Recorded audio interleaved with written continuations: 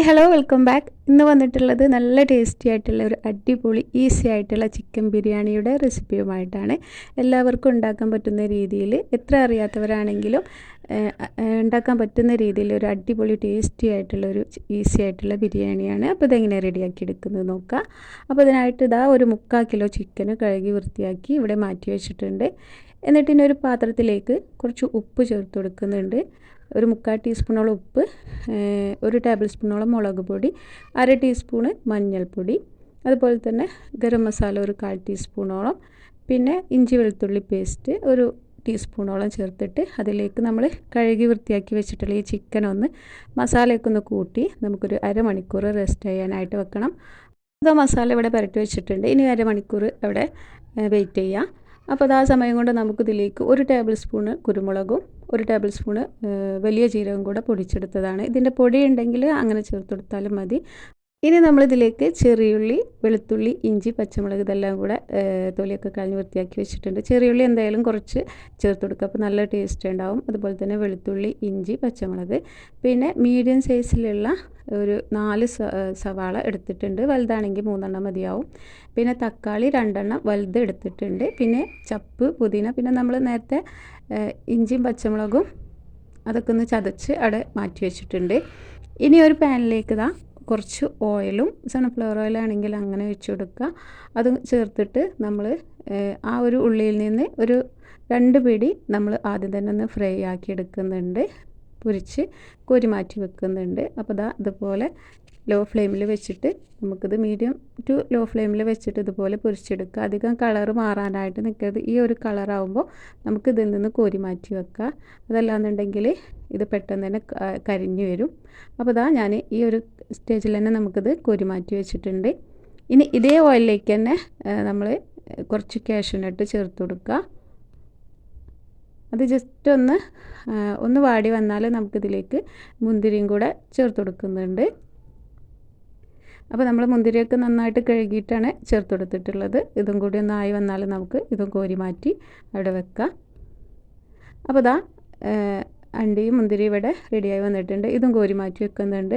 നമ്മൾ നേരത്തെ പൊരിച്ച് മാറ്റി വെച്ചിട്ടുള്ള ഉള്ളി ഇതുപോലെ ഒരു പ്ലേറ്റിലേക്ക് ഇതുപോലെ നിരത്തി വെച്ച് കൊടുക്കുക, അല്ലെങ്കിൽ അതൊരു കട്ട പിടിച്ച പോലെയാവും.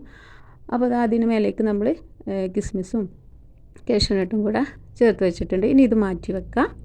ഇനി അതേ പാനിലേക്ക് തന്നെ കുറച്ച് ഓയിൽ വേണമെന്നുണ്ടെങ്കിൽ ചേർത്ത് കൊടുക്കുക. എന്നിട്ട് നമ്മൾ നേരത്തെ മസാല കൂട്ടി വെച്ചിട്ടുള്ള ചിക്കൻ ഇതിലേക്ക് ചേർത്തിട്ട് ജസ്റ്റ് ഒന്ന് ഫ്രൈ ചെയ്തെടുക്കുക.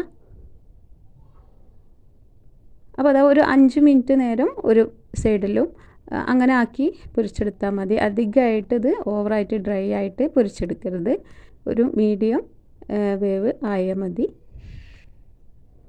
അപ്പോൾ ഒരു ഭാഗം മറിച്ച് വെച്ചിട്ടുണ്ട്. അപ്പോൾ നമ്മുടെ ചിക്കൻ ഇവിടെ പൊരിച്ചെടുക്കുന്നുണ്ട്. ഇനി ബാക്കിയുള്ളത് നമുക്ക് ഇതുപോലെ തന്നെ ഈ ഒരു ഓയിലിട്ടിട്ട് പൊരിച്ചെടുക്കുക. അപ്പോൾ എല്ലാം ഇവിടെ പൊരിച്ച് മാറ്റി വെച്ചിട്ടുണ്ട്. ഇനി വേറൊരു പാത്രത്തിലേക്ക് നമ്മൾ ചിക്കൻ പൊരിച്ച ആ ഒരു ഓയിലിൽ നിന്ന് പകുതി എടുക്കുക. പകുതി പിന്നെ വേറെ എന്തെങ്കിലും ഓയിൽ ഒഴിച്ചു കൊടുത്താൽ മതി, സൺഫ്ലവർ ഓയിലോ അങ്ങനെ എന്തെങ്കിലും ഒഴിച്ചു കൊടുത്താൽ മതി. എന്നിട്ട് നമ്മൾ ബാക്കിയുള്ള സവാള ഇതിലേക്ക് ചേർത്തിട്ടൊന്ന് വഴറ്റിയെടുക്കുന്നുണ്ട്. അപ്പോൾ വഴറ്റി കിട്ടാനായിട്ട് പെട്ടെന്ന് ആവാനായിട്ട് കുറച്ച് ഉപ്പും കൂടെ ചേർത്തിട്ട് വഴറ്റിയെടുക്കുക. നന്നായിട്ട് തന്നെ ഉള്ളി ഒന്ന് വാടി കിട്ടണം. അപ്പോൾ ഇതിലേക്ക് 1 ടേബിൾ സ്പൂണോളം നല്ല നെയ്യും കൂടി ഒഴിച്ചു കൊടുത്തിട്ടാണ് വാട്ടിയെടുക്കുന്നത്. അപ്പോൾ ഇതും കൂടി ചേർത്ത് കൊടുക്കുമ്പോൾ ഒരു നല്ലൊരു ടേസ്റ്റ് ഉണ്ടാവും ഈ ഒരു മസാലക്ക്. അപ്പോൾ അതും കൂടി ചേർത്തിട്ട് ഉള്ളി നന്നായിട്ട് വാടി വരുന്നത് വരെ നമുക്ക് ഇളക്കി കൊടുക്കുക. വാടി വന്നതിന് ശേഷം നമ്മൾ നേരത്തെ ചതച്ച് വെച്ചിട്ടുള്ള ചെറിയുള്ളിയും ഇഞ്ചിയും പച്ചമുളകും പിന്നെ വെളുത്തുള്ളി ഇതിലേക്ക് ചേർത്ത് കൊടുക്കുന്നുണ്ട്. ജസ്റ്റ് ക്രഷ് ചെയ്തെടുത്താൽ മതി. അപ്പോൾ എല്ലാം ഞാൻ ഇതിലേക്ക് ചേർത്തിട്ട് ജസ്റ്റ് ഒരു പച്ചമണം മാറുന്നത് വരെ ഒന്ന് ഇളക്കി കൊടുക്കുക. അതിനുശേഷം ഇതിലേക്ക് തക്കാളി ചേർത്ത് കൊടുക്കുക. ചെറുതാണെങ്കിൽ ഒരു 3 തക്കാളി, വലുതാണെങ്കിൽ 2 മതിയാവും. അതുകൂടെ ചേർത്തിട്ട് ഈ ഒരു തക്കാളി ഒന്ന് നന്നായിട്ട് ഉടഞ്ഞു വരണം. അതുവരെ നമുക്കിതൊന്ന് ചെറിയ തീയിൽ വെച്ചിട്ട് അടച്ചു വെച്ചിട്ട് വേവിച്ചെടുക്കുക. അപ്പോൾ ആ സമയം നമുക്കിതിലേക്കുള്ള റൈസ് വേവിച്ചെടുക്കുക. ഒന്നുകിൽ പിന്നെ നെയ്ച്ചോറായിട്ട് അങ്ങനെ വെച്ചെടുക്കുക. ഞാനിപ്പോൾ ഇതുപോലെ ഊറ്റിയെടുക്കുകയാണ് ചെയ്യുന്നത്. അപ്പോൾ അതിനായിട്ട് കുറച്ച് വെള്ളത്തിലേക്ക് ഏലക്കായും പട്ടയും ഗ്രാമ്പും പിന്നെ ആവശ്യത്തിന് ഉപ്പും കൂടി ചേർത്തിട്ട് വെള്ളം തിളപ്പിച്ചെടുത്തിട്ട് നമ്മൾ അരി കഴുകി ഊറ്റിയെടുക്കുകയാണ് ചെയ്യുന്നത്. നെയ്ച്ചോറായിട്ട് അങ്ങനെ വെക്കാം. അപ്പോൾ ആ ഇടയ്ക്ക് നമ്മൾ ആ തക്കാളിയൊക്കെ വെന്ത് വരുന്ന സമയത്ത് ഇതിവിടെ റെഡിയാക്കി എടുത്തിട്ടുണ്ട്. അപ്പോൾ തക്കാളിയൊക്കെ നന്നായിട്ട് തന്നെ ഉടഞ്ഞ് വന്നിട്ടുണ്ട്.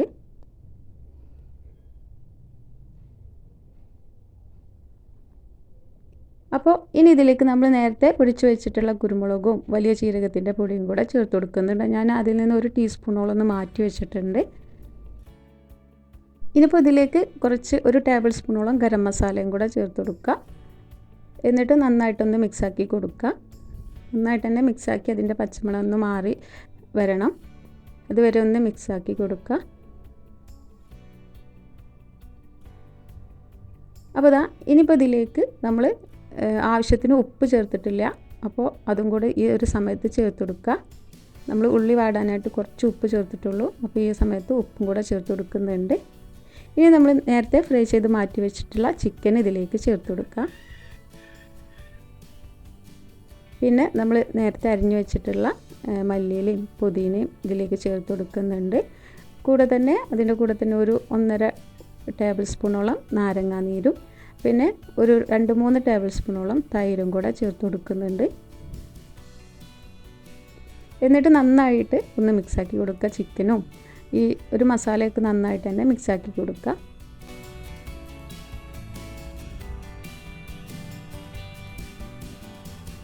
അപ്പോൾ നന്നായിട്ട് മിക്സാക്കി എടുത്തിട്ടുണ്ട്. ഇനി ഇതൊന്ന് അടച്ചു വെച്ചിട്ട് നമുക്ക് ഈ ഒരു ചിക്കനിലേക്ക് മസാലയ്ക്ക് ഇറങ്ങുന്നത് വരെ നമുക്കിതൊന്ന് ഒരു ജസ്റ്റ് 5 മിനിറ്റ് വേവിച്ചെടുക്കണം.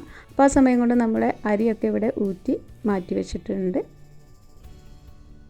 അപ്പോൾ ചിക്കനിലേക്കൊക്കെ നല്ല മസാലയൊക്കെ പിടിച്ചിട്ട് എണ്ണയൊക്കെ തെളിഞ്ഞ് വന്നിട്ടുണ്ട്. ഈ ഒരു സമയത്ത് നമുക്ക് വേവിച്ച് വെച്ചിട്ടുള്ള അരി ഇതിലേക്ക് ചേർത്ത് കൊടുക്കാം. അപ്പോൾ ആദ്യം ഇതുപോലെ ഒരു ലെയർ ചേർത്ത് കൊടുത്തതിന് ശേഷം നമ്മൾ പൊരിച്ച് വെച്ചിട്ടുള്ള കിസ്മിസും കാഷ്യൂനട്ടും ഉള്ളിയും കൂടെ മല്ലിയിലയും കൂടെ ചേർത്തിട്ട് അതിൻ്റെ മേലേക്ക് വീണ്ടും ഇതുപോലെ ചേർത്ത് കൊടുക്കുക. വേണമെന്നുണ്ടെങ്കിൽ ഗരം മസാല ഇതുപോലെ ചേർത്ത് കൊടുക്കുക. അതിനുശേഷം നമ്മൾ ലാസ്റ്റായിട്ട് ഉള്ളിയും അണ്ടി മുന്തിരി പിന്നെ മല്ലിയിലയും കൂടെ ചേർത്ത് കൊടുക്കുന്നുണ്ട്. ഇനി നമ്മളിതിലേക്ക് മഞ്ഞൾപ്പൊടി ചേർത്ത് കൊടുത്തിട്ടില്ല മസാലയിലേക്ക്. അപ്പോൾ വേണമെന്നുണ്ടെങ്കിൽ കുറച്ച് പാലിൽ ഞാനൊരു ടേബിൾ സ്പൂണോളം പാലിൽ കുറച്ച് മഞ്ഞൾപ്പൊടി കലക്കിയിട്ട് അതും ചേർത്ത് കൊടുക്കുന്നുണ്ട്. പിന്നെ നല്ല നെയ്യ് ഒരു 2-3 ടേബിൾ സ്പൂണോളം ഒഴിച്ചു കൊടുക്കുക. RKG അല്ലെങ്കിൽ മിൽമൻ്റെ നെയ്യായാലും മതി.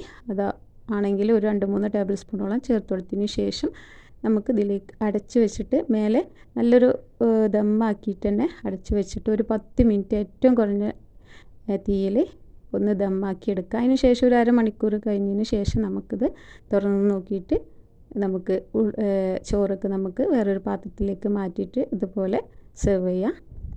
അപ്പോൾ വേണമെന്നുണ്ടെങ്കിൽ ചോറ് വേറെ മസാല വേറെയൊക്കെ ഇതുപോലെ നമുക്ക് മാറ്റി വെക്കാം. അപ്പോൾ നമ്മുടെ ബിരിയാണി ഇവിടെ റെഡി ആയിട്ടുണ്ട്. നല്ല ടേസ്റ്റി ആയിട്ടുള്ളൊരു ബിരിയാണിയാണ്.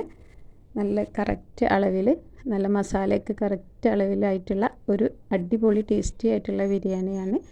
അപ്പോൾ ഇതുപോലെ ചിക്കനൊക്കെ ഫ്രൈ ചെയ്ത് വെക്കുമ്പോൾ നല്ലൊരു അടിപൊളി ടേസ്റ്റ് ഉണ്ടാവും ബിരിയാണിക്ക്. അപ്പോൾ എല്ലാവരും ഇതുപോലെ ഒന്ന് ചെയ്ത് നോക്കുക. നല്ല അടിപൊളി ടേസ്റ്റി ആയിട്ടുള്ള ഒരു ബിരിയാണിയാണ്. അപ്പോൾ നിങ്ങൾക്ക് ഈ വീഡിയോ കണ്ടിട്ട് ഇഷ്ടപ്പെടുകയാണെന്നുണ്ടെങ്കിൽ ലൈക്ക് ചെയ്യാനും ഷെയർ ചെയ്യാനും മറക്കരുത്. ചാനൽ സബ്സ്ക്രൈബ് ചെയ്യാതെ വീഡിയോ കാണുന്നവരുണ്ടെങ്കിൽ സബ്സ്ക്രൈബ് ചെയ്ത് സപ്പോർട്ട് ചെയ്യാനും മറക്കരുത്. അപ്പോൾ പുതിയൊരു വീഡിയോയുമായിട്ട് വീണ്ടും കാണാം. താങ്ക്